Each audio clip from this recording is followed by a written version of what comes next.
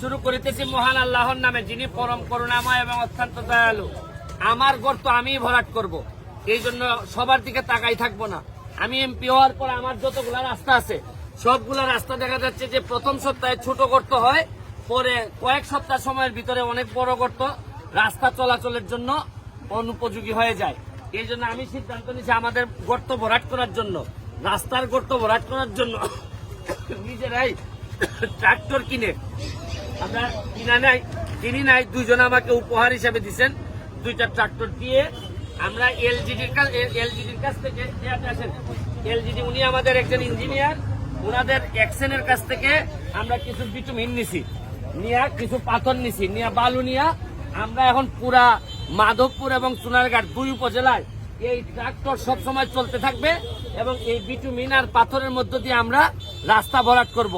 আমার একটা বিশ্বাস যে শুনেন, কাশি যদি ঠিক মতো আপনি চিকিৎসা না করেন তাহলে এই কাশি কিন্তু হাঁপানিতে রূপান্তরিত হয়।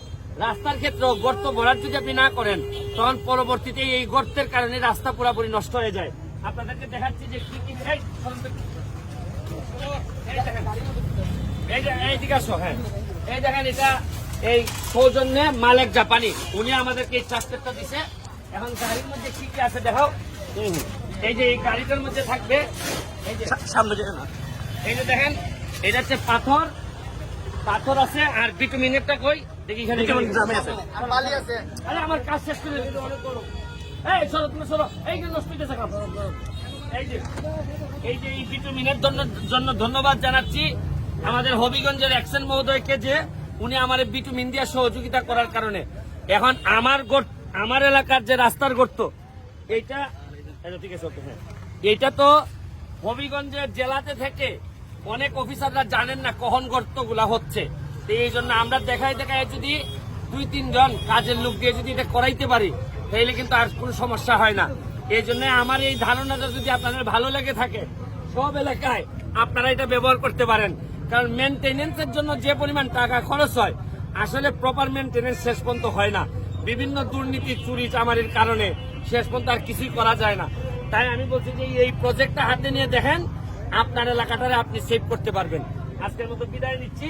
তুমি একটু দেখাই নাও যে এই উদ্যোগটা ট্রাক্টরের মাধ্যমে জনস্বার্থে এই ট্রাক্টরগুলা নিয়োজিত, এরা জনস্বার্থে কাজ করে যাবে।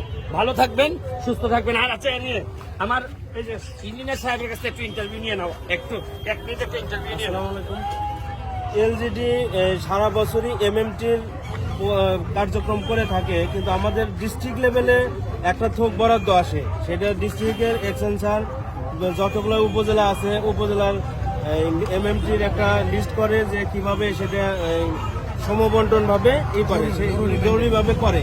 সেক্ষেত্রে আমরা যত সামান্য বরাদ্দ পাই, কিন্তু এখন আমাদের এমপি স্যার যে একটা উদ্যোগ নিয়েছে, সেখানে এই কাজটা আমাদের আরো ত্বরান্বিত হবে। আমরা যে বরাদ্দটা পাইতাম সেটা তো করবোই, তারপরে স্যারের মাধ্যমে আরো অনেক কাজ করতে পারবো। ধন্যবাদ আপনাকে। এই হচ্ছে আমাদের ট্রাক্টর। আমরা যদি একটু আপনাদেরকে ট্রাক্টরের লেখাটা দেখাই, এই যে দেখবেন কত আছে।